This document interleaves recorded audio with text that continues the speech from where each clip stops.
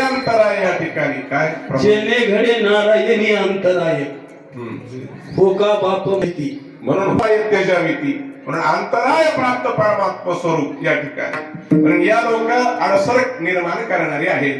म्हणून गिरिव्रज कोणाचा आहे भारताचं लक्षात ठेवा. माहिती असावं गिरिव्रज या अर्जुनाच्या ठिकाणी भरत गेलेला आहे आणि त्यांच्या अनुपस्थितीमध्ये वनवासामध्ये जाण्याचा प्रसंग या ठिकाणी रामावरती आलेला होता आणि हे माहित नव्हतं आणि पुन्हा त्याचा वियोग रामरायांचा झाला. दशरथाला प्राण सोडावे लागले आणि अंतःकरणामध्ये या लोकांना अष्टप्रधानापैकी सुमंत एक त्यांना वाटलं या जगाच्या या ठिकाणी म्हणजे या राजाचा मालक वंशाचा कोणी घरी नाही, आपल्याला जावं लागेल. भरत आजोळामध्ये आहे त्याला आणावं लागेल.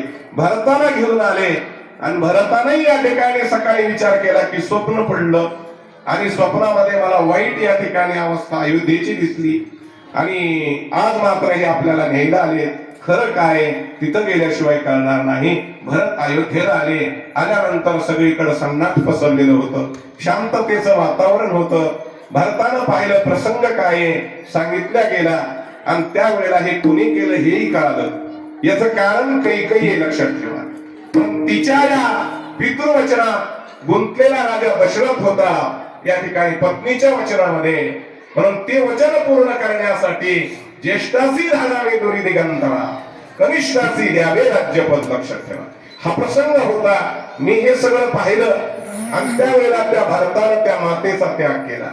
कसा तरी नाना सायासाला देव आपल्याला प्राप्त झालेला होता आणि तो देव आपल्याचा करायचं सोडून ही या ठिकाणी ही माता असुर देव कार्यासाठी अडचण निर्माण झाली. म्हणून भरती माता त्यागी गेली किंवा निंदी गेली म्हणायचं.